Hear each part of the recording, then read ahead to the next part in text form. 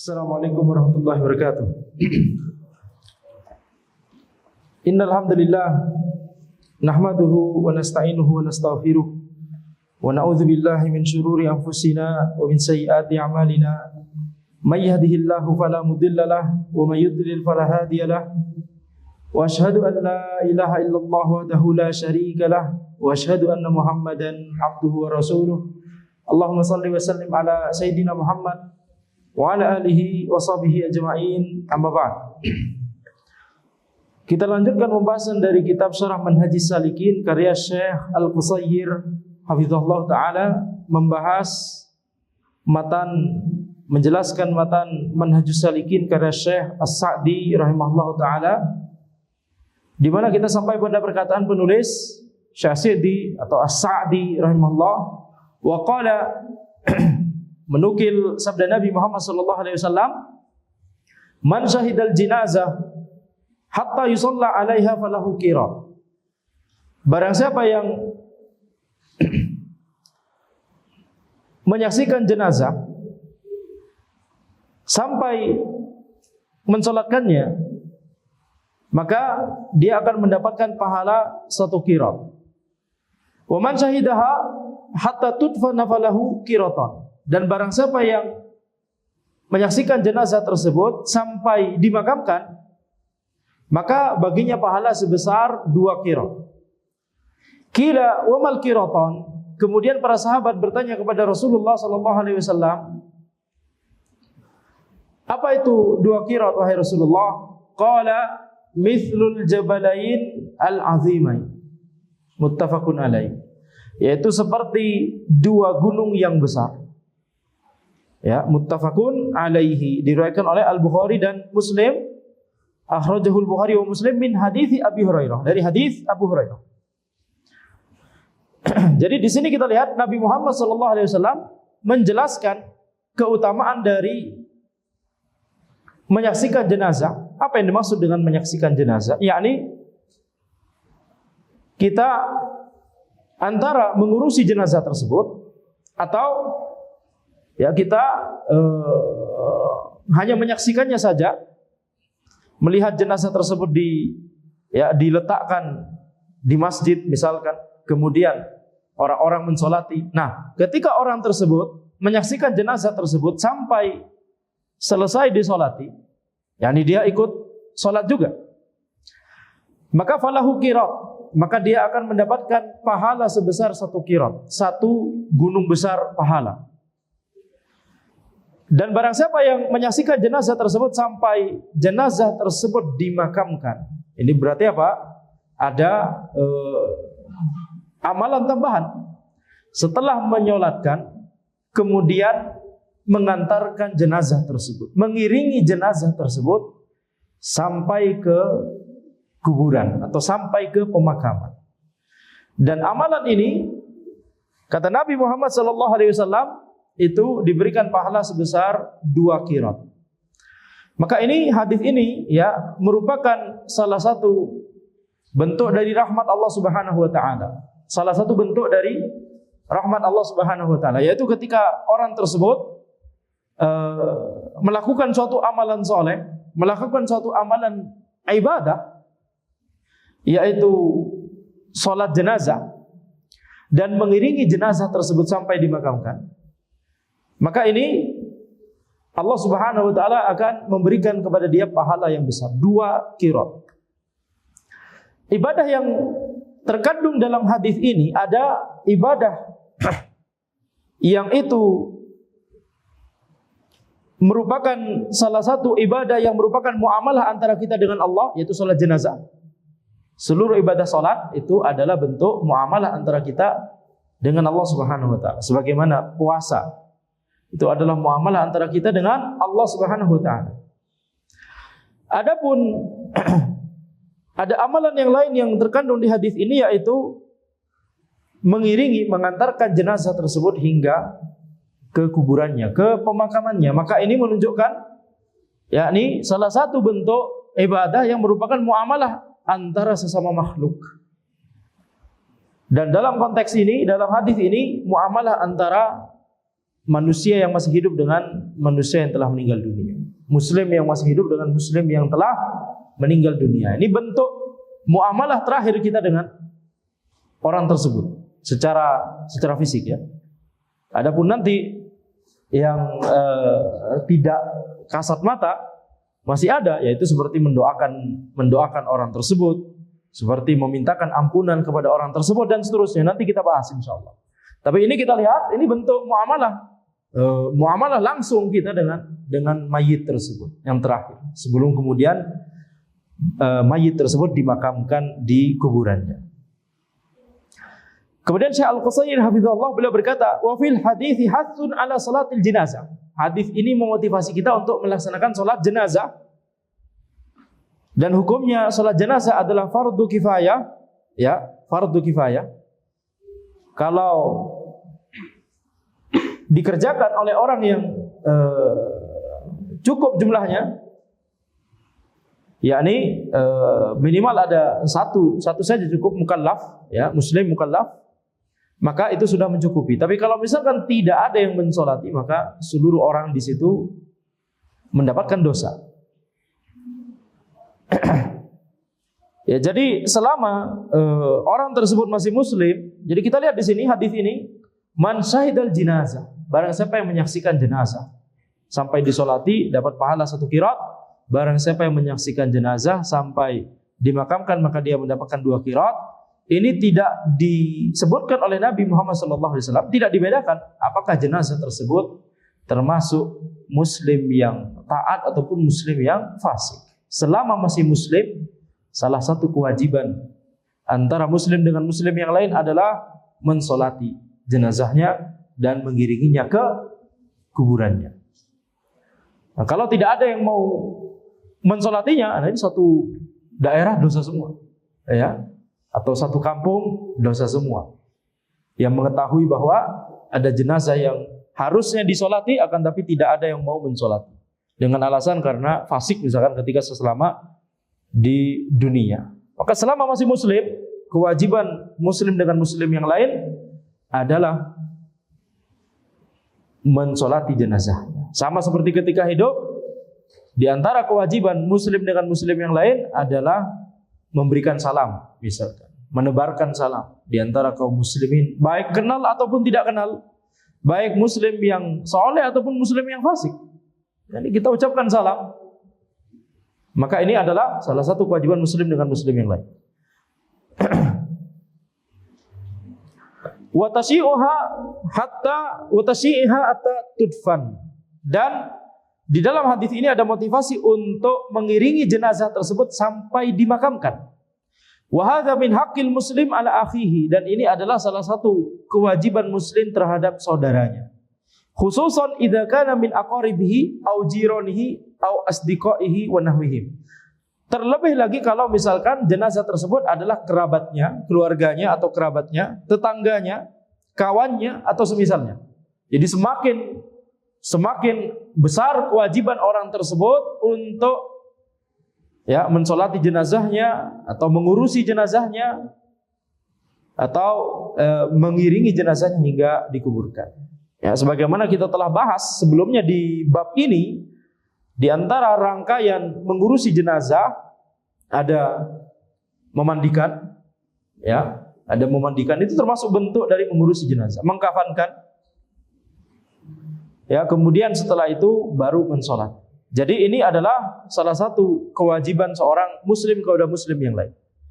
Li'anna tiba'al janaiz mutasyi'aha mimma yusyi'ul mawaddah wa ta'awun bainal muslimin. Mimma yusyi'ul mawaddah wa ta'awun bainal muslimin. Karena mengiringi jenazah, mengikuti jenazah hingga ke pemakaman itu merupakan bentuk menebarkan kecintaan di antara kaum muslimin, menebarkan ta'awun, rasa atau bentuk saling tolong menolong di antara kaum muslimin. Ya, ini adalah yakni syiar Islam. Ketika ada salah seorang dari kaum muslimin itu meninggal dunia, maka kaum muslimin yang lain itu melaksanakan berbagai amalan ibadah ini merupakan bentuk yakni menebarkan mawaddah, menebarkan kecintaan, ukhuwah di antara kaum muslimin dan tolong menolong di antara kaum muslimin. Jadi jangan sampai ada ceritanya yang meninggal muslim, meninggalnya di negeri muslim atau bahkan di kampungnya sendiri, selama dia masih muslim tapi kemudian tidak ada yang mau mensolati sama sekali, nggak ada yang mau mengurusi jenazahnya, nggak ada yang mau mensolati dan seterusnya. Maka ini kesalahan, ya, ini kesalahan. Adapun dosa dia, selama dia masih muslim, dosa dia kita serahkan kepada Allah Subhanahu wa taala. Allah yang akan menghisapnya, mengadilinya nanti.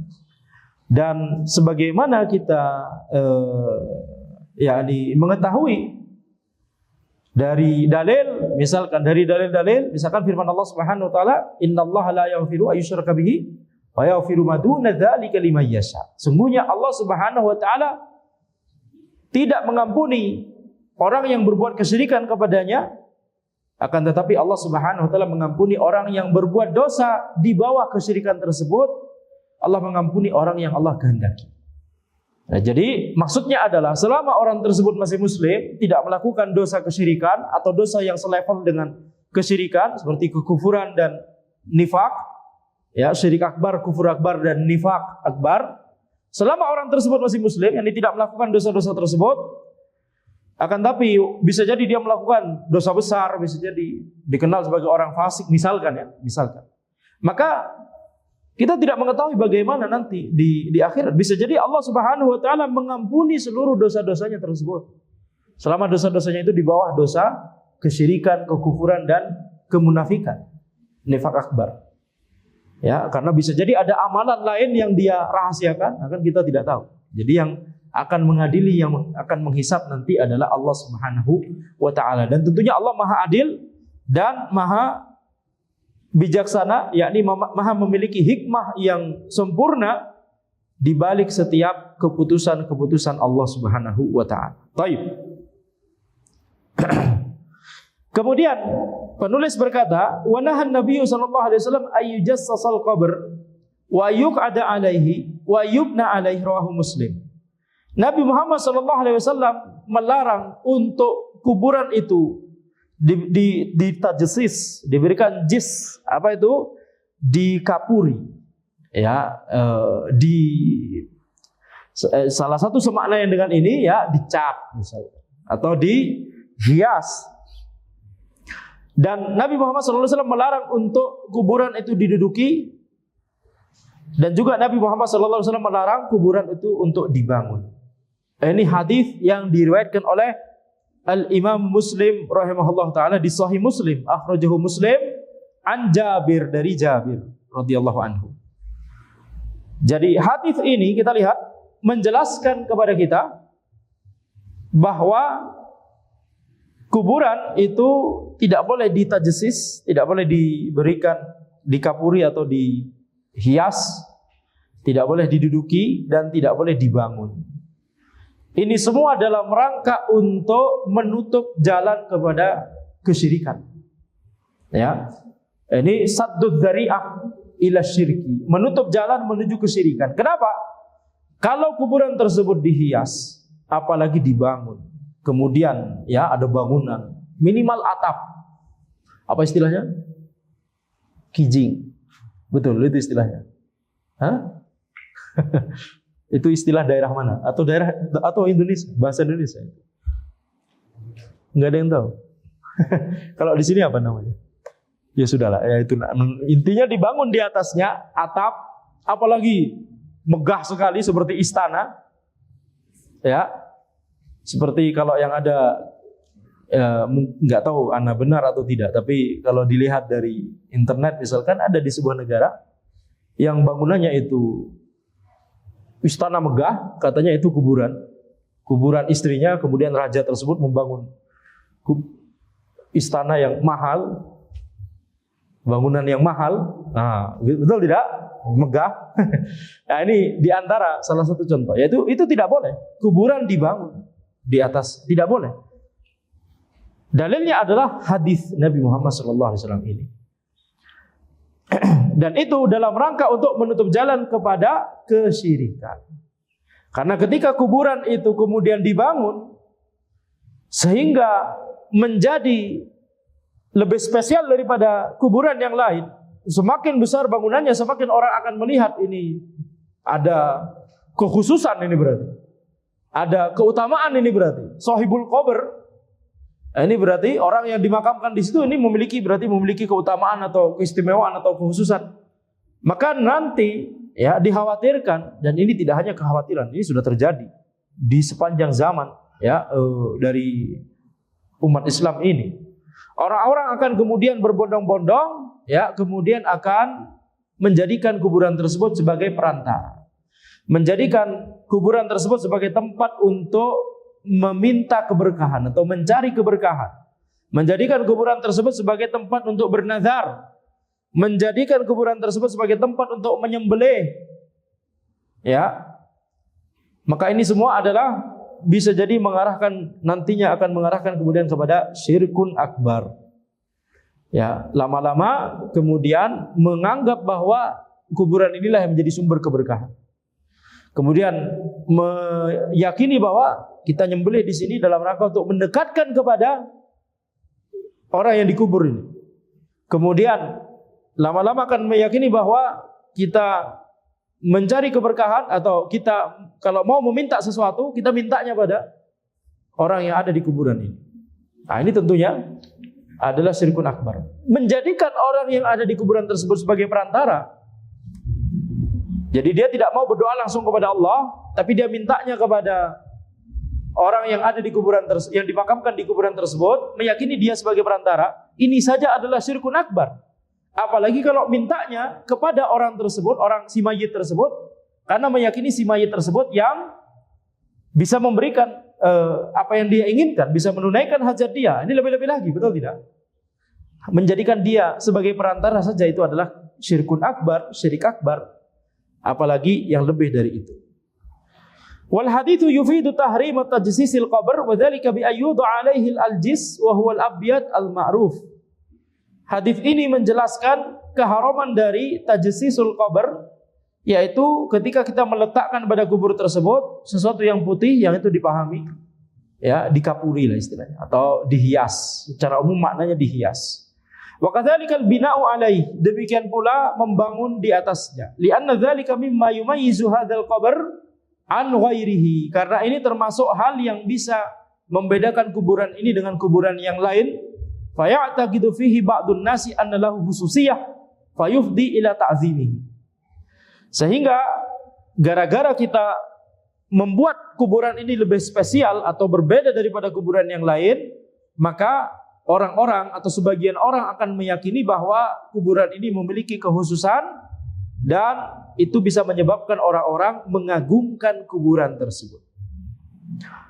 Walidzalika nahan Nabi sallallahu alaihi wasallam an raf'il qabr. Oleh karena itu Nabi Muhammad sallallahu alaihi wasallam melarang dari meninggikan kuburan.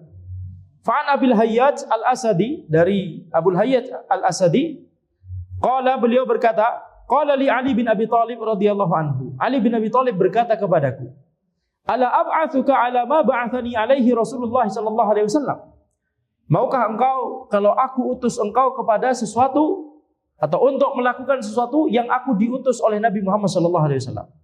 Alla tad'a timsalan illa tamastahu wala qabran musyrifan illa sawaitahu. Tidaklah engkau ya melewati atau menjumpai suatu berhala kecuali engkau hancurkan, dan tidaklah engkau melihat kuburan yang tinggi kecuali engkau ratakan. Yakni sejengkal di atas tanah itu masih wajar, kan, tapi lebih dari itu maka bermasalah. Ya, bermasalah. Dan tadi disebutkan yakni dilarang membangun sesuatu di atas kuburan tersebut dalam rangka supaya kita tidak menjadikan kuburan tersebut menjadi berbeda dari kuburan yang lain. Nah, bagaimana kalau misalkan diberikan tulisan?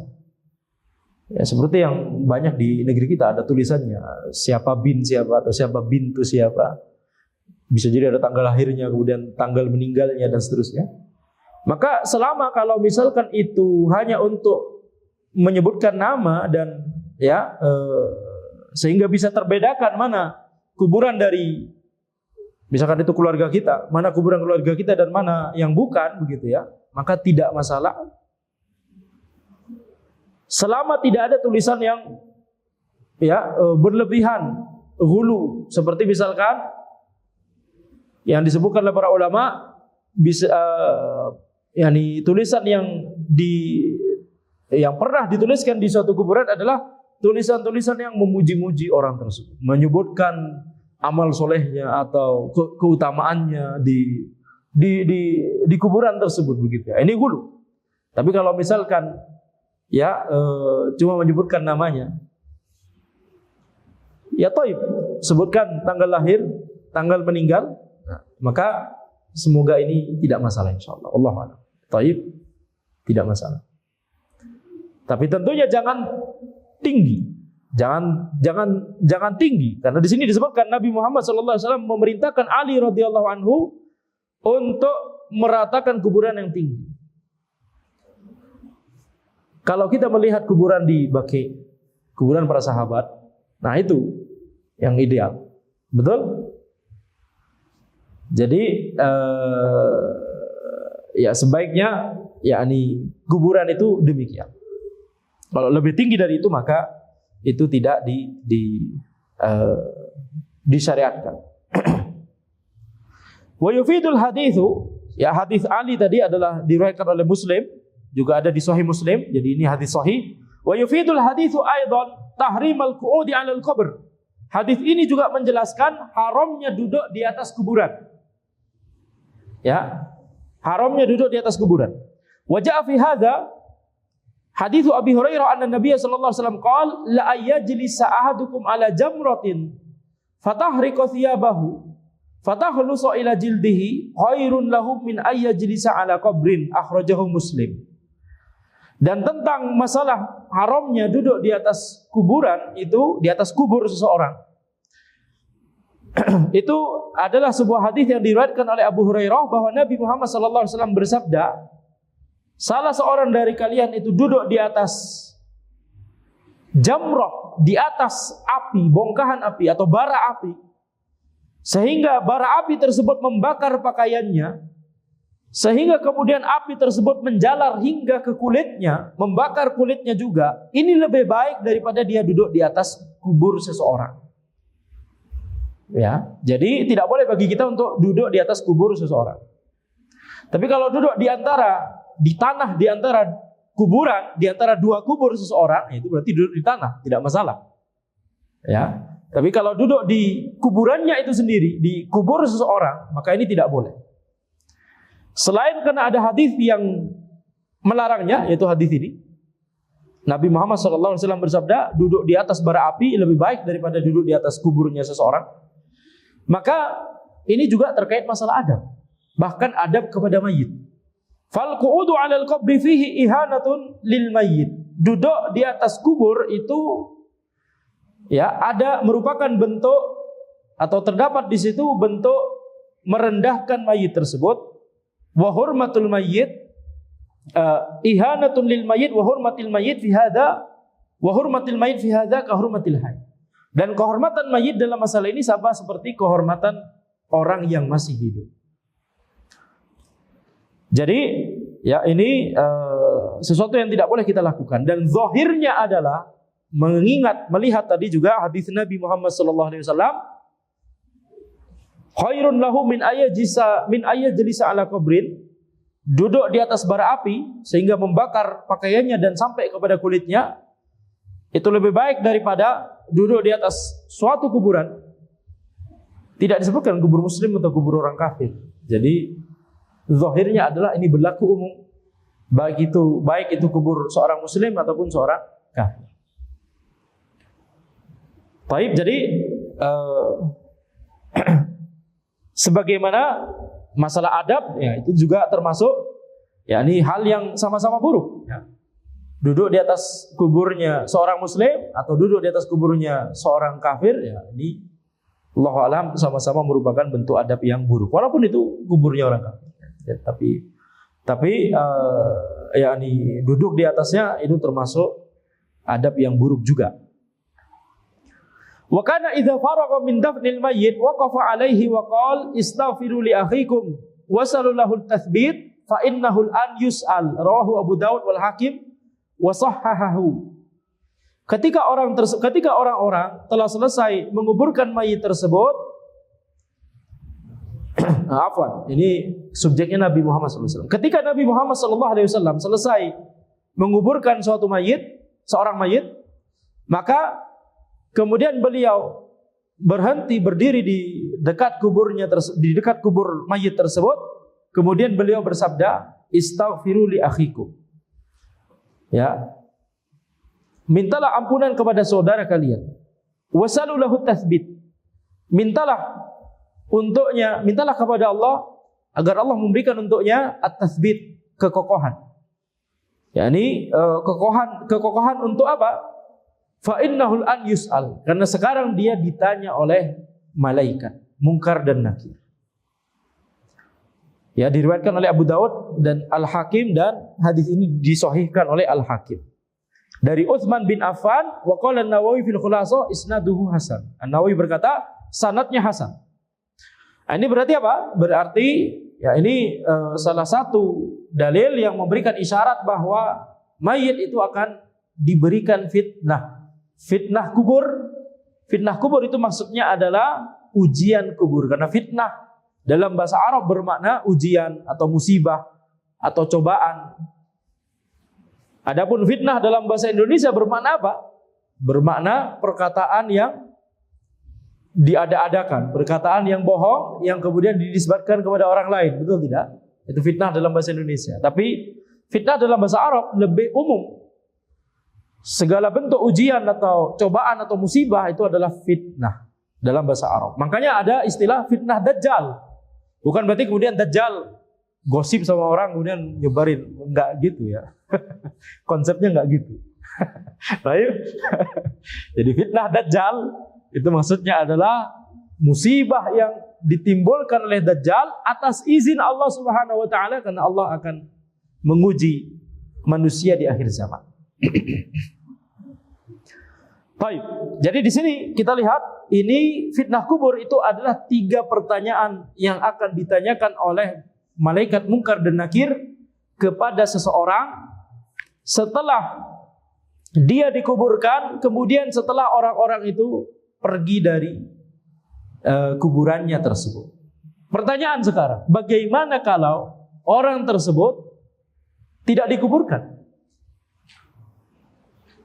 Tenggelam di laut sehingga misalkan mayatnya tidak ditemukan, atau terbakar sehingga mayatnya habis jadi abu misalkan, sehingga kemudian diterbangkan angin sehingga misalkan ya, naudzubillah min dzalik, sehingga tidak dimakamkan.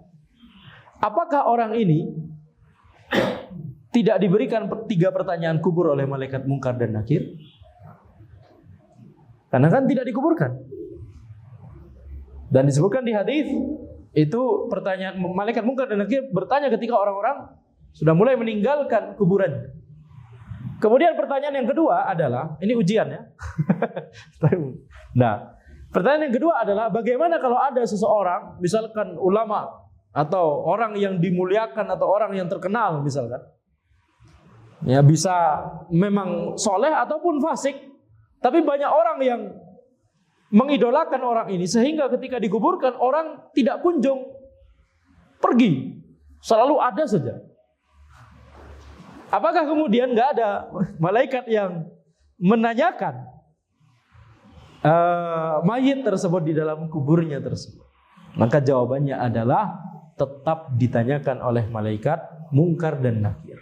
Karena hadis yang menyebutkan, hadis Nabi SAW yang menyebutkan bahwa mayit di dalam kuburan itu diberikan fitnah kubur, yaitu 3 ujian, 3 pertanyaan. Man rabbuk wa madinuk wa man nabiyuk. Siapakah Rabbmu, apa agamamu, dan siapa nabimu? Kemudian Nabi Muhammad SAW menyebutkan bahwa itu ketika orang tersebut telah dikubur, kemudian orang-orang yang sudah pergi, ya, sudah mulai pergi, kemudian baru ditanyakan. Ini hadis tersebut dalam rangka yakni keumuman orang yang meninggal dunia. Keumuman orang yang meninggal dunia ya dikuburkan, betul tidak? Bukan berarti kemudian kalau tidak dikuburkan karena mayatnya tidak ditemukan atau mayatnya terbakar hangus menjadi abu, kemudian hilang karena diterbangkan oleh angin dan seterusnya, sehingga tidak dikuburkan. Bukan kemudian kesimpulannya mayit tersebut tidak diberikan pertanyaan kubur. Baik, sekarang pertanyaan yang ketiga, apakah para nabi dan rasul juga ditanya di alam kubur? Ya, tidak boleh menjawab, ya enggak tahu Ustaz, orang kita belum masuk ke sana apalagi. Baik, kita menjawabnya harus dengan dalil. Para ulama khilaf dalam masalah ini. Para ulama khilaf. Apakah termasuk keumuman orang-orang yang akan ditanyakan atau nabi dan rasul tidak ditanyakan? Karena nanti pertanyaannya gimana? Waman nabiyuk? Ya begitu ya. Siapa nabimu? Ya, beliau adalah nabi itu sendiri. Maka wallahu a'lam, pendapat yang ana cenderung adalah masuk juga dalam keumuman. Ditanyakan juga. Ya kalau misalkan ditanya, siapakah nabimu? Ya, ana nabi. Jadi ditanya seperti itu juga ujian bagi nabi tersebut. Ujian bagi nabi tersebut. Siapakah Rabbmu? Allah Subhanahu wa taala. Apa agamamu? Islam. Seluruh nabi dan rasul agamanya Islam. Dan siapa nabimu? Maka nabi dan atau rasul tersebut akan menjawab, ana nabi atau rasul yang diutus oleh Allah Subhanahu wa taala. Menjawab ini saja, ini adalah ujian bagi nabi tersebut. Ya, ini adalah ujian. Sebagaimana ketika di dunia menyampaikan wahyu yang Allah perintahkan untuk beliau sampaikan, itu juga ujian bagi nabi dan rasul tersebut. Ujian bagi nabi dan rasul di dunia adalah menyampaikan wahyu yang Allah perintahkan untuk disampaikan.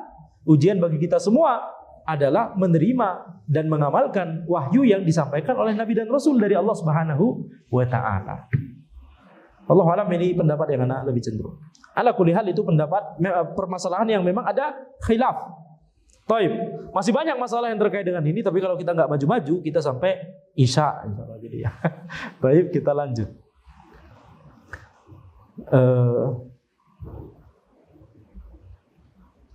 Kemudian di sini kita lihat penulis berkata, wa yustahabbu ta'ziyatul musab bil mayyit. Disunnahkan takziah kepada orang-orang yang ditimpakan musibah, yaitu kerabatnya meninggal dunia. Jadi ketika ada seseorang meninggal dunia, yang paling bersedih adalah keluarganya, kerabatnya atau kawannya, begitu ya. Terutama tentunya keluarganya dan kerabatnya. Maka disunnahkan untuk takziah kepada keluarga mayit tersebut, kerabat mayit tersebut. At-ta'ziyah hiya tasliyatul musab. Takziah itu adalah menghibur orang yang ditimpakan musibah ini atau sedang terkena musibah ini. Wa hathuhu ala sabr, dan memotivasi mereka, menasihati mereka untuk bersabar. Ini makna dari takziah. Jadi itu ya, yakni agenda utama dari takziah. Bukan kemudian itu menjadi ajang berkumpul untuk gosip, untuk ghibah, ya kebetulan wah ini ya banyak kawan akhirnya ketemu, kalau nggak ada event ini, astagfirullah. Jadi disebutnya event ini, kapan lagi ketemunya? Allahul musta'an. Ini kawan antum satu lagi meninggal dunia, antum kemudian gosipan, gibahan dan seterusnya, tidak boleh. Jadi agenda utama adalah menghibur keluarga yang ditinggalkan dan memotivasi mereka untuk bersabar. Dan salah satu bentuk menghibur adalah sebagaimana itu juga yang dilakukan di zaman sahabat, yakni membawakan makanan kepada keluarga yang ditinggalkan. Bukan kemudian mengharapkan dihidangkan makanan oleh keluarga yang ditinggalkan. Baik, justru sebaliknya, namanya kita yang menghibur. Ya, jadi harus kita, yakni tentunya keluarga yang ditinggalkan jangan semakin diberikan beban. Ya, ini sudah mendapatkan musibah keluarganya meninggal dunia, kemudian masih harus mikirin, waduh ini ada tamu banyak, gimana nih? Justru kita yang udah, antum nggak usah ngapa-ngapain. Ini anak bawa makanan dan seterusnya. Antum sabar, ya dihibur dan seterusnya. Itu seharusnya takziah itu. Ya. Wahya mustahabbah li hadithi Amr bin Hazm marfu'an. Takziah itu sunnah berdasarkan hadis Amr bin Hazm secara marfu', yakni Maksudnya adalah ini sabda Nabi Muhammad SAW, "Ma min mu'minin yu'azzi akhahu bi musibatin illa kasahu Allah subhanahu min hulalil karamah yaumal qiyamah." Tidak ada seorang mukmin yang menghibur saudaranya yang sedang tertimpa musibah kecuali nanti di akhirat, nanti di hari kiamat Allah Subhanahu wa taala akan mengenakan untuknya, akan memberikan dia pakaian hulalil karamah, pakaian kemuliaan, pakaian kebesaran, pakaian kemuliaan. Akhrajahu Ibnu Majah, dikeluarkan oleh Ibnu Majah. Wa qala al-Busiri fi Zawaid hadza isnadun fihi maqal. Ya. Sanad ini sebenarnya ada pembahasan di kalangan para ulama, akan tapi yakni tidak kemudian walaupun sanadnya ada sedikit pembahasan, akan tapi tidak kemudian kita menafikan disunahkannya takziah. Ya, disunahkannya takziah ada di dalil-dalil yang lain banyak. Termasuk juga perbuatan Nabi Muhammad SAW, perbuatan para sahabat, perbuatan tabi'in, tabi dan seluruh yakni kaum muslimin dari zaman ke zaman. Walima fiha min jabril li khatiril muslim. Dan takziah itu disunahkan. Kenapa juga? Apa alasan lainnya kalau kita menggunakan, kalau tadi alasan yakni alasan secara sam'i, alasan dalil ya, argumentasi berupa dalil, argumentasi berupa yakni dalil akal yang sahih. Apa alasan mengapa disunahkan takziah? Takziah itu disunahkan karena takziah itu merupakan bentuk yakni menghibur bebannya atau menghilangkan bebannya seorang muslim, menghibur hati muslim tersebut yang sedang ditinggal atau yang sedang terkena musibah tersebut, ditinggalkan oleh salah satu keluarganya. Fahiyatu qawil ukhuwah ad-diniyah bainal muslimin. Takziah itu memperkuat ukhuwah di antara kaum muslimin. Nah, ini di antara hikmah. Ini maksud syariat dari adanya takziah, memperkuat ukhuwah di antara kaum muslimin. Ketika ada satu orang yang terkena musibah, maka kemudian tetangganya, kawannya itu mendatangi rumah yang sedang tertimpa musibah tersebut untuk menghibur mereka. Ini maksud dari syariat mengapa disyariatkan takziah, memperkuat ukhuwah, ya, dan menghibur orang yang sedang terkena musibah tersebut. Adapun kalau kita kemudian berpaling dari yang disyariatkan, kemudian mengada-ngadakan sesuatu yang itu tidak ada dalilnya, tidak pernah dilakukan oleh Nabi Muhammad SAW, tidak pernah dilakukan oleh para sahabat, maka akhirnya apa? Akhirnya madorot yang akan tercapai. Madorot yang akan tercapai. Ketika kemudian misalkan orang tersebut datang kepada keluarga yang sedang ditinggalkan, sedang tertimpa musibah, yaitu ditinggalkan salah satu keluarganya, kemudian melaksanakan apa? Melaksanakan apa? Tahlilan dan seterusnya. Itu tidak ada dalilnya di dalam syariat, ya.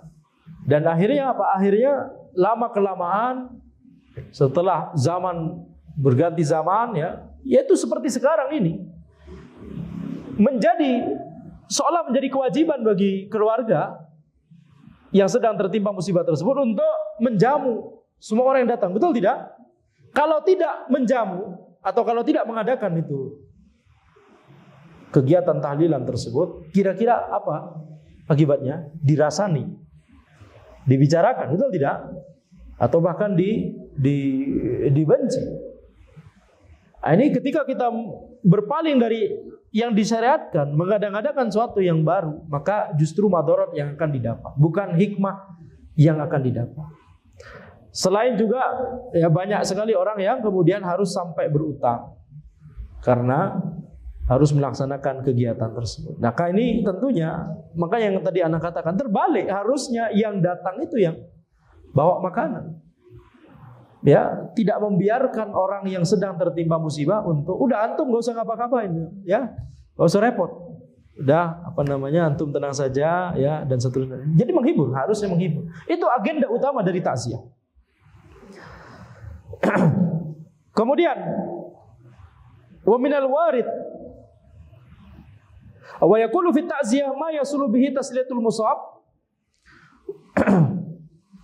Jadi ketika takziah tersebut, orang yang datang itu mengucapkan perkataan-perkataan yang bisa menghibur keluarga yang sedang ditinggalkan, keluarga yang sedang tertimpa musibah, yaitu ditinggalkan salah satu keluarganya. Wa minal warid fi dzalik hadits Usamah bin Zaid. Di antara dalil dalam masalah ini adalah hadis Usamah bin Zaid. Qala, beliau berkata, arsal tibnatun Nabi sallallahu alaihi wasallam ilaihi annabnan liku bidafatina. Fa arsala yukri'u salam wa yaqul inna lillahi ma akhadh wa lahu ma a'ta wa kullu syai'in indahu bi ajalin musamma faltasbir wal tahtasib. Akhrajahu al-Bukhari wa Muslim. Hadis Usamah bin Zaid, beliau berkata, salah satu putri Nabi Muhammad sallallahu alaihi wasallam mengirimkan utusan kepada beliau, kepada Nabi sallallahu alaihi wasallam, bahwa salah satu putra dari putri Nabi sallallahu alaihi wasallam, itu berarti cucunya Nabi Muhammad sallallahu alaihi wasallam, itu meninggal dunia. Maka kemudian Fatina datanglah ke sini gitu ya. Kemudian Nabi Muhammad sallallahu alaihi wasallam mengutus balik utusan dari putrinya tadi, disuruh kembali ke rumah putrinya dengan membawa pesan, yakni Nabi Muhammad SAW menyampaikan salam terlebih dahulu. Kemudian beliau bersabda, sesungguhnya hanya milik Allah apa yang Allah ambil dan apa yang Allah berikan. Dan sesungguhnya setiap apa yang ada di sisi Allah itu memiliki waktu tertentu, bi ajalin musamma, ada ajalnya tertentu, ada ajal yang sudah ditentukan oleh Allah Subhanahu wa taala. Fal tasbir wal tahtasib. Bersabarlah dan mengharaplah pahala dari Allah Subhanahu wa taala atas musibah ini, yakni akhrajahu al-Bukhari wa Muslim. Fal tasbir wal tahtasib. Jadi ini kita lihat bagaimana ucapan dari Nabi Muhammad SAW, beliau memberikan kalimat yang menenangkan putri beliau sallallahu alaihi wasallam tersebut, menghibur keluarga yang ditinggalkan, ya.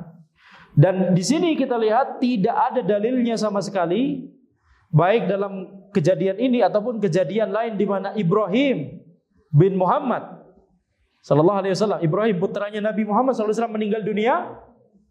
Tidak ada dalil sama sekali yang menyebutkan bahwa Nabi Muhammad sallallahu alaihi wasallam menyelenggarakan kegiatan tahlilan tadi. Sehingga kita simpulkan, padahal ada faktor pendorongnya. Ada sebuah kaidah, ketika sesuatu itu ada faktor pendorongnya, yaitu dalam kasus ini keluarga beliau ada yang meninggal dunia, bahkan putra beliau sendiri meninggal dunia.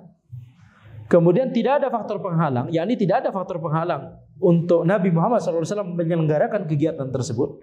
Tetapi ketika Nabi Muhammad SAW tidak melakukan perbuatan tersebut, maka kaidahnya adalah ini dalil yang kuat bahwa perbuatan tersebut memang tidak disyariatkan. Ketika ada faktor pendorongnya, ada alasannya, dan tidak ada faktor penghalangnya, ya, tidak ada rintangan untuk melakukan hal tersebut, tetapi Nabi Muhammad SAW tetap tidak melakukannya, maka itu tanda, itu dalil bahwa ini memang tidak disyariatkan. Contohnya misalkan azan dan iqamah sebelum sholat Id. Kemarin Idul Fitri, ada azan dan iqamah sebelum sholat Id. Kalau ada itu berarti ya bermasalah. Gak ada dalilnya. Padahal ada faktor pendorongnya. Ada faktor pendorongnya. Azan untuk memberikan informasi kepada orang-orang, ini kita sudah mau sholat Id. Iqamah untuk memberikan informasi kepada orang-orang yang masih duduk, siap-siap, bentuk shaf, berdiri, bentuk shaf. Ada faktor pendorong, ada alasan, ada kebutuhan untuk itu. Kemudian tidak ada faktor penghalang.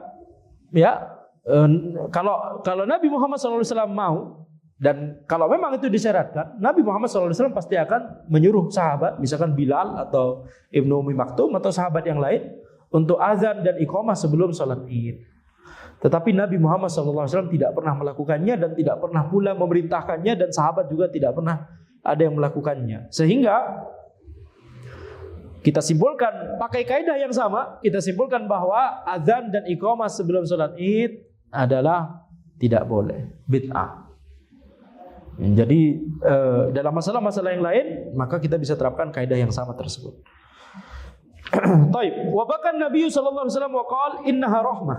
Nabi Muhammad sallallahu alaihi wasallam menangis ketika menguburkan putra beliau Ibrahim. Beliau berkata innaha rahmah. Ini adalah rahmah.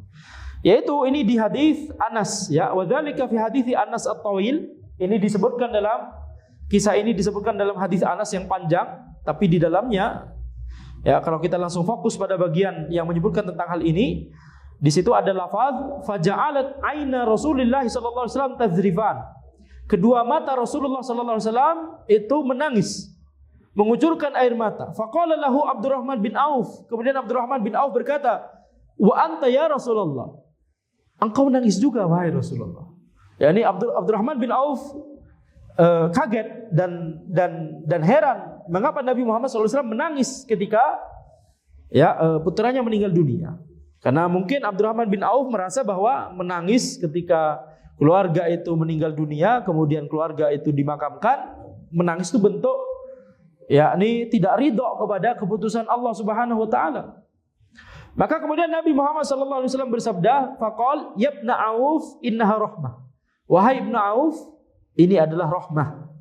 Ya, jadi ini adalah rahmat atau bentuk kasih sayang antara seseorang kepada keluarganya, antara muslim kepada muslim yang lain.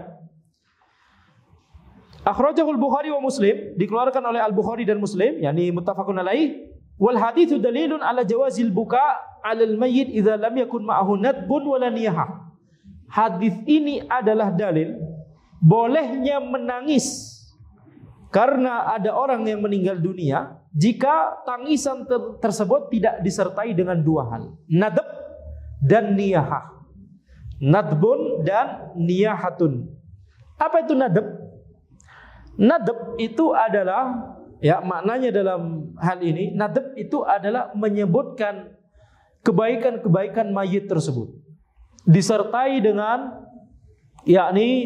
biasanya disebutkan dengan panggilan, tapi panggilnya bukan pakai iya, tapi pakai wa. Misalkan wa rajulah, wa sanada dan seterusnya. Jadi ini adalah bentuk nadab, menyebutkan kebaikan-kebaikannya.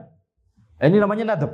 Adapun niyahah itu yakni ketika seseorang itu mengeraskan suara, menyebutkan nadab dengan mengeraskan suara. Ya, dan bisa jadi disertai dengan tangisan. Mengeraskan suara, teriak-teriak maksudnya, teriak-teriak. Ya fulan, ya engkau selama ini telah sambil teriak-teriak dan seterusnya. Nah, ini ucapan menyebutkan kebaikan si mayit selama di dunia, ini nadab, teriakan yang keras dan disertai dengan tangisan, itu adalah niyahah. Ya, para ulama khilaf apakah niyahah itu kalau juga disertai tangisan atau bahkan walaupun tidak disertai tangisan itu juga niyahah. Ala kulli hal, yakni walaupun tidak disertai tangisan, tapi kalau misalkan itu teriak-teriak dan menyebutkan meratapi begitu ya, meratapi kepergian mayit tersebut, menyebutkan kebaikan-kebaikannya, maka ini namanya nadab dan niyahah. Apalagi kalau kemudian ada hal-hal ekstra yang dilakukan, ya, mukul-mukul pipi, kemudian menyobek pakaian, itu yang dilakukan oleh orang-orang jahiliyah di zaman dahulu. Nah, ini niyahah juga, niyahah yang lebih-lebih lagi berarti. Ya, lebih-lebih lagi. Tidak hanya mengeraskan suara, akan tapi juga mukul pipi, kemudian merobek baju, jedotin kepala, misalkan begitu ya. Ini niyahah juga. Amma idza istamala ala ayyin minhuma fa huwa muharram lil hadis. Jadi kalau menangis tanpa disertai nadab dan niyahah tidak mengapa. Selama nangisnya tersebut tentunya tidak sampai kemudian meraung-raung ya. Kalau sampai meraung-raung ya sama aja, itu masuk pada niyahah.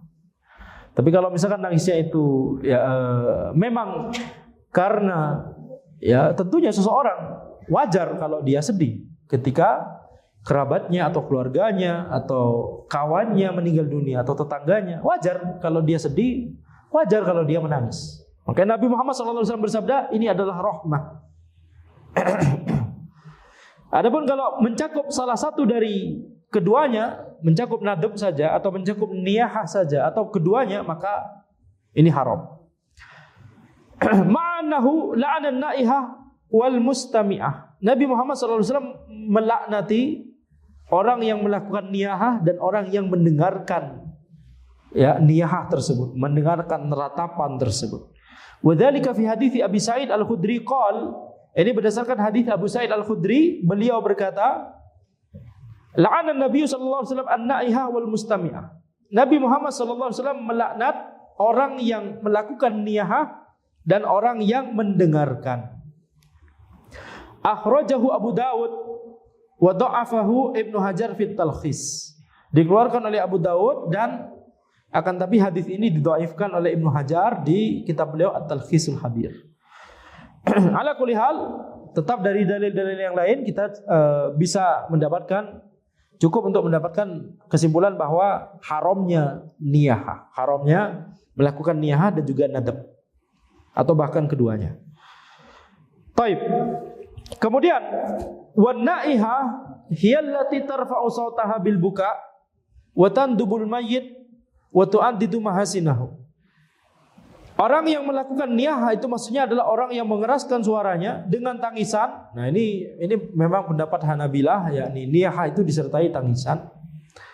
Wa tandubul mayyit wa tu'addidu mahasinahu, dan kemudian menyebutkan kebaikan-kebaikan mayit tersebut. Wal mustami'ah hiya allati taqsudu sama'a dzalika wa yu'jibuha. Mustami'ah itu adalah orang yang mendengarkan ratapan tersebut dan dia senang atau kagum atau setuju dengan perbuatan tersebut. Adapun kalau orang mendengarkan tapi tidak setuju, nah ini tidak masuk dalam hadis ini. Wa qala zuru al-kubur fa innaha tudzakiru bil akhirah, rawahu Muslim. Nabi Muhammad SAW bersabda, ziarahlah kubur karena ziarah kubur itu bisa mengingatkan kepada akhirat. Dikeluarkan oleh Muslim. Akhrajahu Muslim an Abi Hurairah, dari Abu Hurairah radhiyallahu anhu. Wal amr fi qaulihi zuru al-kubur lil istihbab. Nabi Muhammad sallallahu alaihi wasallam di hadis ini menyebutkan kata perintah, zuru al-kubur. Ini kata perintah. Ziarahlah kalian kepada kuburan. Tapi perintah di sini maknanya adalah sunnah, bukan wajib. Lianna Nabi sallallahu alaihi wasallam 'allala al-amr bihi bi amrin mustahab wa huwa tadzakurul maut wal hisab. Karena di dalam hadis ini Nabi Muhammad sallallahu alaihi wasallam memberikan alasan dari perintah tersebut, yaitu apa? Memberikan alasannya yaitu dengan sesuatu yang sunnah, sesuatu yang mustahab, yaitu apa? Mengingat kematian dan mengingat akhirat. Ini adalah sesuatu yang sunnah. Sehingga perintah sebelumnya itu adalah perintah sunnah. Jadi perintah di dalam ilmu fikih ada dua, ada perintah wajib dan ada perintah sunnah. Zurul kubur, ziarahlah kalian kepada kuburan. Nah, ini perintah yang mana? Perintah wajib atau perintah sunnah? Jawabannya adalah ini adalah perintah sunnah. Wa kana Nabi sallallahu alaihi wasallam nahahum an ziyaratil qubur lamma kanu hadithi ahdin bisyrik. Sebelumnya Nabi Muhammad sallallahu alaihi wasallam telah melarang para sahabat dari ziarah kubur ketika para sahabat itu baru masuk Islam. Ketika belum lama mereka terbebas dari kesyirikan, baru masuk Islam, maka Nabi Muhammad SAW melarang para sahabat untuk ziarah kubur. Ya, dalam rangka menutup jalan yang bisa mengarahkan balik kepada kesyirikan. Karena yang namanya orang baru masuk Islam, belum mengetahui ilmu Islam dengan terperinci, kalau kemudian ziarah kubur, melihat kuburan, maka bisa jadi kesyirikannya kumat. Maka dilarang oleh Nabi Muhammad SAW ini di awal-awal. Summa ba'da dzalik rakhasa lahum. Kemudian setelah itu Nabi Muhammad SAW memberikan keringanan kepada para sahabat. Wa bayyana al-hikmah min amrihim bidzalik. Memberikan keringanan yakni memerintahkan untuk ziarah kubur, kemudian menjelaskan hikmah di balik perintah tersebut. Wa hiya annaha tudzakirul ahya bil mauti wal istidad lil akhirah. Bahwa ziarah kubur itu bisa mengingatkan orang yang masih hidup dengan kematian dan mengingatkan orang yang masih hidup untuk mempersiapkan bekal untuk akhirat. Wal amr ba'dal hadar yufidu ruju'al hukm ila ma qabla al hadar 'ala rajih. Ini kaidah yang sangat penting. Kaidah usuliyah, kaidah usul yang sangat penting, yaitu ketika ada perintah setelah larangan, maka ini berarti sesuatu yang awalnya dilarang kemudian diperintahkan tersebut, hukumnya berarti kembali kepada sebelum larangan. Jadi ziarah kubur, pergi ke kuburan, apa hukum asalnya? Hukum asalnya awalnya mubah, awalnya sunnah, karena mengingatkan kepada kematian. Apa asalnya? Asalnya sunnah. Tetapi karena adanya kekhawatiran untuk munculnya kesyirikan kembali, karena para sahabat baru masuk Islam, Nabi Muhammad SAW melarang. Sehingga yang awalnya sunnah, karena ziarah kubur, melihat kuburan, kan pasti orang ingat mati, betul tidak? Melihat kuburan itu orang ingat mati. Atau antum ingat pocong. Tidak boleh takut sama jin, sama hantu. Ya, kalau antum ketemu jin yang menampakkan diri, ya pukul saja. Taib, atau suruh duduk, antum duduk, kita ngaji tauhid dulu. Antum nggak boleh menampakkan diri, ya, suruh duduk. Ajarin kita bertauhid dulu. Taib. Jadi hukum asalnya sunnah, karena bisa mengingatkan kepada kematian. Ketika dilarang oleh Nabi Muhammad SAW, hukumnya berubah menjadi haram. Nah, setelah diperintahkan oleh Nabi Muhammad SAW di hadits yang tadi, zurul kubur, ziarahlah kalian kepada kuburan, maka kaidahnya adalah hukumnya sekarang bukan menjadi wajib, tapi menjadi hukum sebelum dilarang. Jadi hukum asalnya sebelum dilarang sunnah, setelah dilarang haram, setelah diperintahkan balik lagi ke hukum sebelum dilarang. Dan kaidah ini tidak kita sadari, kita terapkan di kehidupan kita sehari-hari sebenarnya. Kita terapkan di dalam kehidupan sehari-hari. Contoh, dosen misalkan mau ngawasin ujian, walaupun biasanya kalau di kampus sana yang ngawasin ujian bukan dosen, ya betul tidak. Tapi misalkan, taib, antum sebelum ujian, taib, tidak boleh menyentuh gadget. Tidak boleh menyentuh gadget. Atau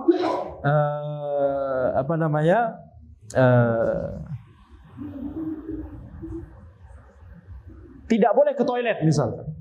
Ya, tidak boleh ke toilet selama ujian. Taib, ini ujiannya sadis ya, betul tidak? Tidak boleh ke toilet, dilarang. Apa hukum asal pergi ke toilet? Boleh-boleh saja. Setelah dilarang di ujian, hukumnya jadi tidak boleh. Tidak kita katakan haram, karena ini kan cuma masalah dunia, betul tidak? Cuma peraturan ujian, jadi tidak boleh. Taib, jadi hukum asalnya boleh, kemudian dilarang jadi tidak boleh. Setelah ujian selesai, kemudian dosennya kemudian mengatakan, ya, sana kalau mau ke toilet, atau ya, maka ini bukan berarti kemudian memerintahkan seluruh peserta ujian tersebut semuanya ke toilet, antri semua. Tapi maksudnya adalah kembali ke hukum asal, yaitu boleh. Yang antum kalau mau ke toilet ya silakan sekarang. Tapi kalau tidak ya sudah.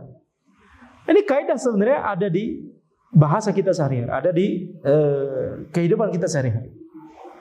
Dan karena Al-Quran dan As-Sunnah diturunkan dalam bahasa Arab dan dipahami oleh para sahabat yang memahaminya dengan kaidah bahasa mereka sehari-hari, makanya kaidah ini muncul di Al-Quran dan As-Sunnah, menjadi kaidah di dalam bidang ilmu usul fikih untuk memahami dan untuk mengekstrak hukum dari Al-Quran dan As-Sunnah. Itu kaidah yang benar dalam Al-Quran dan As-Sunnah. Jangan seperti kaidah mantik yang oleh sebagian orang digunakan untuk menyimpulkan dari Al-Quran dan As-Sunnah. Mantik itu dari Yunani. Orang Yunani saja dalam kehidupan sehari-hari nggak pakai mantik. Ya, ini sudah Anda contohkan berkali-kali sebenarnya, tapi mau Anda contohkan sekarang singkat saja. Di antara penerapan kaidah mantik kepada Al-Quran adalah terhadap firman Allah Subhanahu wa taala, Allahu khaliqu kulli syai, Allah pencipta segala sesuatu. Kemudian mereka berkata, ini statement pertama dari firman Allah, Allahu khaliqu kulli syai, Allah pencipta segala sesuatu. Statement kedua, Al-Qur'anu syai, Al-Qur'an adalah sesuatu. Maka kesimpulannya apa? Allah menciptakan Al-Qur'an. Ini dari kaidah mantik. Statement A, statement B, kesimpulan. Ya. Maka ini bertentangan dengan akidah yang lurus, akidah Ahlussunnah wal Jamaah. Al-Qur'an itu bukan makhluk, tapi Al-Qur'an adalah kalam Allah, firman Allah Subhanahu wa taala. Mengapa kemudian sebagian orang yang menyimpang menggunakan kaidah mantik tersebut ke ayat tadi? Padahal kalau kita lihat, orang Yunani saja asal dari ilmu mantik tersebut tidak menggunakan kaidah tersebut untuk bahasa mereka sehari-hari, untuk kehidupan mereka sehari-hari. Tadi di ayat Al-Quran, apa penyebabnya? Karena di ayat tersebut menggunakan kata kullu, betul tidak? Allahu khaliqu kulli syai, Allah pencipta segala sesuatu. Makanya disebutkan Al-Quran kan juga sesuatu, maka masuk juga di situ. Padahal kalau pemahaman bahasa Arab, pemahaman para sahabat dan termasuk juga pemahaman kita, kata segala atau seluruh itu enggak harus benar-benar segala dan seluruh. Banyak kata segala atau seluruh itu banyak sekali kasus itu dikaitkan kepada konteksnya. Allahu khaliqu kulli syai, Allah pencipta segala sesuatu, yakni segala sesuatu yang memang diciptakan. Siapa penciptanya? Allah. Nah, kalau ada sesuatu yang itu bukan sesuatu yang diciptakan, bukan makhluk, ya nggak usah nanya siapa penciptanya, memang bukan makhluk. Contohnya adalah Al-Quran, kalam Allah, bukan makhluk. Jadi nggak masuk dalam ayat tersebut. Ya, ini pemahaman bahasa Arab yang dimiliki oleh para sahabat, dan ini pemahaman di bahasa kita juga. Adapun orang Yunani yang merumuskan mantik, bahkan di bahasa mereka sendiri ketika mereka misalkan menyebutkan kata seluruh atau semua, di bahasa mereka sendiri saja, di kehidupan mereka sehari-hari saja, mereka tidak mengartikan semua, yakni semua. Contoh misalkan, kalau kita pakai bahasa Inggris ya misalkan ya, ini terlepas dari hukum fikihnya, terlepas dari hukum fikih. Kalau hukum fikihnya nanti dibahas di majelis yang lain. Tapi antum kenal ada yang namanya misalkan restoran all you can eat, betul? Terlepas dari hukum fikihnya itu nanti dibahas lainnya. All you can eat apa maknanya? Semua Anda bisa makan. Baik. Pernah ada orang Yunani ataupun orang antum ataupun orang Barat, orang Arab, antum juga orang Indonesia masuk ke restoran tersebut kemudian Anda mau makan piring. All you can eat, semua bisa Anda makan. Piring dimakan, sendok dimakan. Betul tidak? Itu bukan logika berbahasa kita. Walaupun pakai all. Betul? Walaupun pakai all. Tapi bukan itu kaidah berbahasa kita. Maksudnya all you can eat itu maksudnya semua yang bisa dimakan di sini Anda bisa makan. Begitu kan? Semua yang bisa dimakan. Kalau semua yang memang tidak untuk dimakan, ya jangan dimakan. Sama dengan ayat tadi, Allahu khaliqu kulli syai, Allah pencipta segala sesuatu, yakni segala sesuatu yang memang diciptakan. Siapa penciptanya? Allah Subhanahu wa taala. Makanya tadi Anda katakan orang Yunani saja tidak menerapkan kaidah mantiknya dalam bahasa mereka sehari-hari, tapi kemudian sebagian orang yang menyimpang di tengah-tengah kaum muslimin menerapkan kaidah mantik tersebut ke dalam atau kepada Al-Quran dan As-Sunnah untuk menyimpulkan perkara yang sangat penting dalam masalah akidah. Kan aneh. Betul? Ya, aneh sekali. Taib. Kemudian kita lihat penulis berkata, wa yabbaghi liman zaraha ayyaqul assalamualaikum ahla dari qaumin mu'minin wa inna insyaallahu bikum lahikun. Allahumma la tahrimna ajrahum wa la taftinna ba'dahum wa ighfir lana wa lahum nas'alullaha lana wa lakumul afiyah. Dan ketika orang ziarah kubur, hendaknya dia mengucapkan ya salah satu lafaz doa yang disyaratkan untuk diucapkan ketika ziarah kubur, assalamualaikum ahla dari kaum mu'minin, wahai para penduduk negeri ya orang-orang yang mukmin di negeri, ya di alam barzakh maksudnya, alam setelah alam dunia ini. Wa inna insyaallahu bikum lahikun, sungguh kami insyaallah akan menyusul kalian nantinya. Allahumma la tahrimna ajrahum, ya Allah, jangan halangi dari kami pahala mereka. Pahala mereka maksudnya apa? Pahala terkait dengan mereka, yakni kita mendoakan mereka, kita memintakan ampunan untuk mereka dan seterusnya. Ini diantara makna dari frase atau kalimat ini. Ya, jadi jangan halangi kami dari pahala-pahala tersebut. Yakni mudahkanlah bagi kami untuk mendapatkan pahala terkait saudara-saudara kami yang telah mendahului kami ini. Doakan mereka, mintakan ampunan untuk mereka. Ya, sebelumnya bahkan mensolati mayit. Nah, itu juga masuk dalam pahala yang dimaksudkan di sini. Kan banyak orang yang ada tetangganya meninggal dunia, yang lain mensolati, yang lain mengurusi jenazahnya, mensolati, mengiringi jenazahnya ke kuburan, dia cuma nonton gitu ya, betul tidak? Nah, ini berarti terhalangi dari pahala yang besar tersebut. Makanya di sini ya disyariatkan untuk mengucapkan doa ini, Allahumma la tahrimna ajrahum, jangan halangi dari kami pahala terkait mereka gitu maksudnya. Wala taftinna ba'dahum, dan jangan uji kami setelah mereka. Setelah mereka mendahului kami, maka jangan berikan ujian atau musibah yang bisa menimpa kepada kami. Waghfir lana wa lahum, ampunilah kami dan mereka. Nas'alullaha lana wa lakum al-afiyah, kami meminta kepada Allah dan kepada kalian wahai penduduk alam barzakh ini al-afiyah, yaitu keselamatan, kesehatan dan keselamatan. Hadza du'a jaa fi hadits Aisyah. Doa ini ada di hadis Aisyah, wa qad warada bi iddati alfaz, telah diriwayatkan dengan beberapa lafaz. Wallazi fi sahihi Muslim annaha qalat, yang ada di sahih Muslim lafaznya adalah kaifa aqulu lahum ya Rasulullah. Aisyah bertanya, bagaimana aku mengatakan kepada mereka, kepada penduduk di alam barzakh ini, wahai Rasulullah, yakni para mayit yang ada di kuburan. Qala quli, kemudian Rasulullah SAW bersabda, ucapkanlah assalamu ala ahli diyar minal mu'minina wal muslimin wa yarhamullahu al mustaqdimina minna wal mustaakhirin wa inna insyaallah bikum lalahikun. Ar-rajahu Muslim wa Ibnu Majah. Ya, assalamu ala, ya, keselamatan kepada penduduk negeri dari kalangan kaum mukminin dan dari kalangan kaum muslimin, yakni negeri alam barzakh yang dimaksud. Semoga Allah merahmati orang-orang yang telah mendahului kami dan orang-orang yang nanti belakangan dari kami.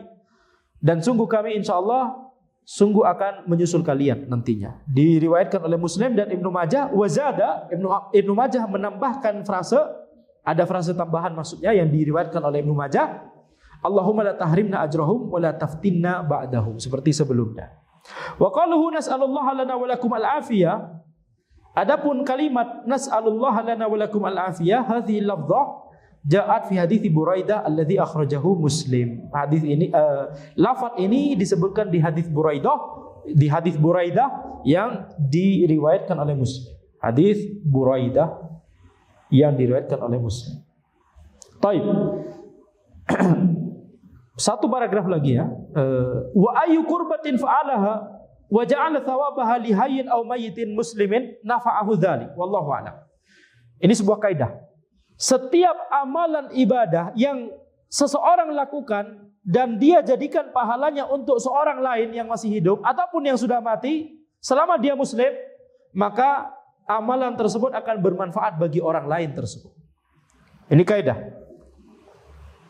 Al-qurbah di sini adalah at-ta'ah. Al-qurbah ya ta'ah.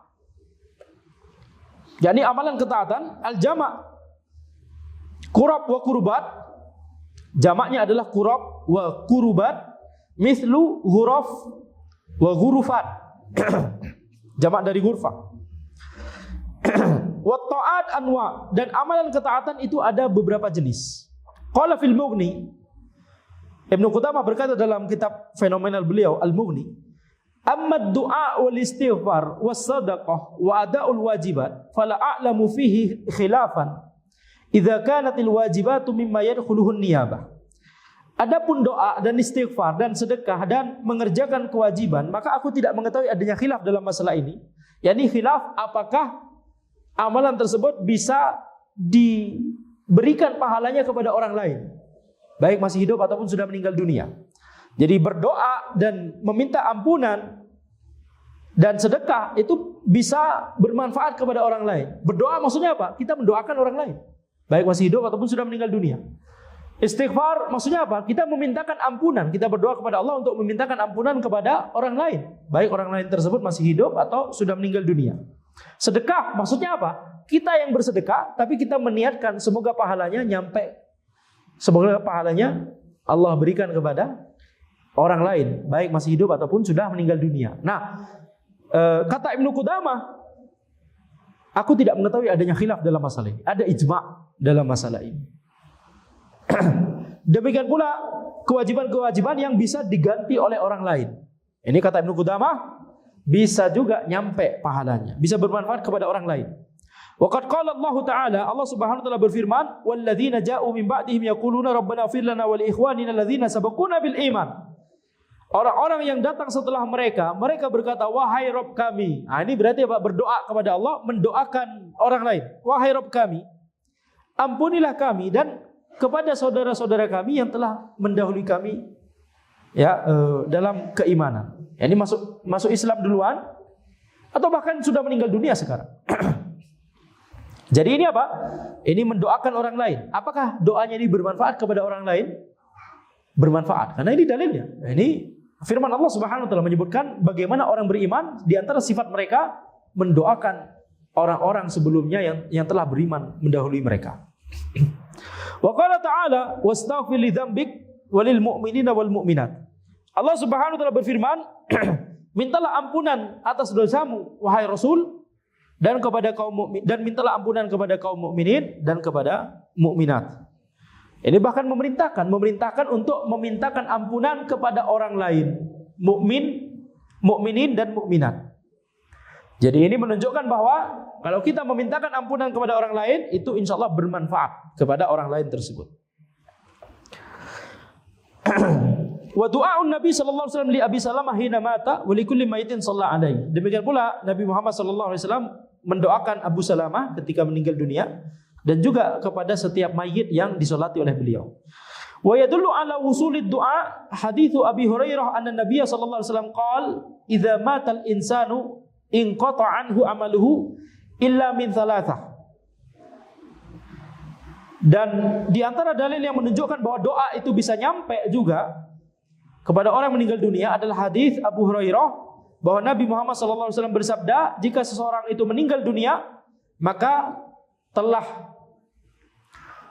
terputuslah amalannya kecuali dari 3 hal, kecuali 3 amalan, yaitu dari sedekah yang terus mengalir, atau ilmu yang bermanfaat yang terus diambil manfaatnya, dan anak soleh yang mendoakan kepadanya, mendoakannya. Ya, akhrajahu Muslim, dikeluarkan oleh Muslim. Wa yadullu ala wusuli thawabis shadaqah haditsu Aisyah radhiyallahu anha, dan menunjukkan bahwa pahala sedekah itu bisa nyampe adalah hadis Aisyah radhiyallahu anha, anna rajulan qala lin Nabi sallallahu alaihi wasallam inna ummi uftulitat nafsuha wa azunnuha law takallamat tasaddaqat. Ada seorang yang berkata kepada Nabi Muhammad sallallahu alaihi wasallam, sungguhnya ibuku meninggal dunia tiba-tiba, inna ummi uftulitat nafsuha, meninggal dunia tiba-tiba, wa azunnuha law takallamat tasaddaqat, dan aku berpikir kalau seandainya ibuku masih bisa bicara, beliau akan bersedekah atau akan mewasiatkan untuk bersedekah. Fa hal laha ajrun in tasaddaqtu anha, apakah dia akan mendapatkan pahala kalau aku sekarang bersedekah untuknya? Qala na'am. Nabi Muhammad SAW bersabda, na'am. Akhrajahul Bukhari wa Muslim. Dikeluarkan oleh Al-Bukhari dan Muslim. Taib. Kesimpulan, ringkasan dalam masalah ini supaya mudah dipahami. Sekarang bayangkan seseorang ketika dia masih hidup, tentunya dia bisa melakukan amalan ibadah sendiri, betul tidak? Tapi ketika dia meninggal dunia, maka apa saja amalan yang masih bisa bermanfaat untuknya ketika orang tersebut meninggal dunia? Pertama, dari jalur amalan-amalan yang manfaatnya terus mengalir. Tadi yang disebutkan 3 hal yang terus mengalir manfaatnya. Sedekah yang terus mengalir manfaatnya, ilmu yang terus dimanfaatkan walaupun orang yang sudah meninggal. Kemudian yang ketiga, anak soleh yang mendoakannya. Jadi ini adalah itu termasuk amalan. Sedekah siapa yang melakukan? Sedekah yang melakukan orang tersebut ketika masih hidup. Tapi karena sedekahnya ini memberikan manfaat bahkan setelah orang tersebut meninggal dunia, maka dia akan mendapatkan manfaat dari sedekahnya tersebut walaupun dia sudah meninggal. Kemudian ilmu yang terus diambil manfaatnya. Siapa yang mengajarkan ilmu? Orang tersebut yang sudah meninggal dunia ini. Ketika dia masih hidup, dia mengajarkan ilmu atau menyebarkan ilmu, ya. Kemudian ilmu tersebut ternyata diambil manfaatnya oleh orang-orang, maka amalan ini tetap menjadi manfaat baginya walaupun setelah orang tersebut meninggal dunia. Nah, kemudian anak soleh yang mendoakan orang tuanya, anaknya. Amalan ini siapa yang melakukan? Amalan doa ini. Anaknya, orang lain. Anaknya, orang lain ya. Tetapi karena anaknya ini bisa sampai pada taraf di mana dia mendoakan orang tuanya, berarti anak soleh. Berarti mendapatkan kontribusi pendidikan dari orang tuanya, betul tidak? Maka itu mengapa orang tadi tetap mendapatkan pahala dari jalur ini.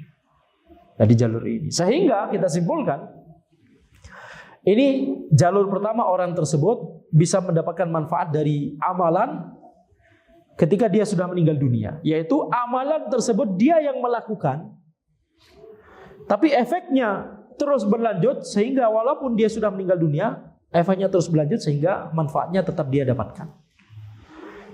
Kemudian jalur yang kedua adalah amalan yang murni dilakukan oleh orang lain, bukan dilakukan oleh dia ketika dia masih hidup di dunia. Itu jalur pertama.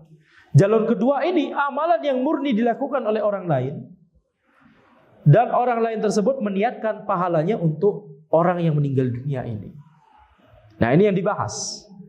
Dalam masalah ini ada ijma. Ada beberapa amalan yang para ulama ijma bahwa amalan tersebut bakal bisa bermanfaat walaupun dilakukan oleh orang lain, selama orang lain tersebut meniatkan pahalanya untuk si fulan yang sudah, baik yang masih hidup ataupun yang sudah meninggal dunia. Tidak harus hanya konteksnya untuk orang yang meninggal dunia saja. Walaupun masih hidup bisa juga. Amalan yang ada ijma tersebut adalah doa. Tadi kan kita sebutkan dalilnya, ketika orang mendoakan orang lain, nah ini bakal bermanfaat. Ya Allah, semoga fulan baik masih hidup ataupun sudah meninggal dunia, semoga fulan diridhoi oleh-Mu ya Allah. Nah, ini bisa mendapatkan manfaat. Namanya orang mendoakan orang lain, betul tidak? Nah, ini ijma. Kemudian yang kedua, istighfar, memintakan ampunan kepada orang tersebut. Ada orang memintakan ampunan, yakni orang yang masih hidup atau orang yang sudah meninggal dunia, dimintakan ampunan oleh seseorang ini, maka ini juga akan bermanfaat juga. Dan tadi dalilnya sudah kita sebut, bahkan ini ada perintah langsung dari Allah Subhanahu wa taala kepada Nabi Muhammad SAW untuk minta ampunan atas dosamu dan dosa-dosa kaum mukminin dan kaum mukminat. Kemudian amalan yang ketiga yang ada ijma adalah sedekah. Sedekah. Ketika seorang bersedekah, kemudian orang yang meniatkan semoga pahalanya untuk fulan, baik masih hidup ataupun sudah meninggal dunia, ini bermanfaat bagi fulan tersebut. Kemudian amalan berikutnya, amalan berapa berarti? Keempat, puasa. Puasa. Ketika orang berpuasa, tentunya puasa sunnah, bukan puasa Ramadan. Enggak boleh puasa Ramadan tentu. Baik, puasa Ramadan untuk antum sendiri pahalanya. Ya, puasa sunnah misalkan, kemudian antum niatkan semoga pahalanya untuk fulan, baik fulan masih hidup ataupun meninggal dunia, maka itu bermanfaat untuknya. Amalan berikutnya yang ada ijma, haji. Haji, ya ini juga bisa. Kita yang naik haji, tapi pahalanya diniatkan untuk orang lain. Nah, untuk amalan-amalan yang lain ada khilaf di kalangan para ulama. Untuk amalan-amalan yang lain ada khilaf di kalangan para ulama. Di antara yang ada khilaf adalah misalkan membaca Al-Quran. Membaca Al-Quran, apakah itu kalau misalkan orang baca Al-Quran kemudian dia meniatkan semoga pahalanya untuk si fulan, baik masih hidup ataupun meninggal dunia, apakah bisa nyampe? Apakah bisa bermanfaat untuk fulan tersebut? Ya, ana lebih cenderung pada nyampe selama orang yang baca Quran tersebut tidak dibayar. Kalau ada ujroh atau dibayar, ya, ada orang bayar kemudian ya antum baca Quran tapi niatkan untuk keluarga saya yang baru saja meninggal dunia, ya, nah ini nggak boleh, tidak boleh. Ala kulli hal, sekarang penulis tadi menyebutkan kaidah seluruh amalan ibadah, tidak hanya yang ada ijma tadi. Ini pendapat yang dipilih oleh penulis. Seluruh amalan ibadah yang dilakukan oleh seseorang dan diniatkan pahalanya untuk orang lain, baik masih hidup ataupun meninggal dunia, selama orang lain tersebut muslim, maka itu bermanfaat insya Allah. Dan penulis yaitu Syekh As-Sa'di rahimahullah tampaknya terpengaruh oleh Ibnu Taimiyah dan Ibnul Qayyim. Di antara pendalilan yang disebutkan oleh Ibnul Qayyim adalah amalan ibadah itu ada dua jenis. Amalan ibadah badaniyah dan amalan ibadah maliyah, atau campuran dari keduanya. Amalan ibadah badaniyah contohnya puasa.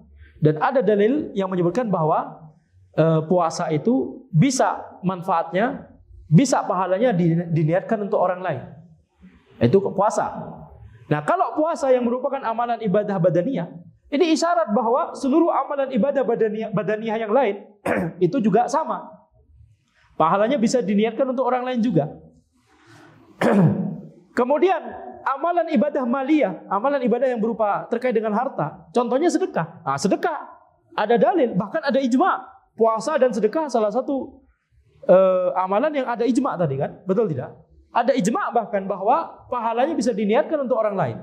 Nah, kalau sedekah bisa, maka demikian pula amalan maliyah yang lain.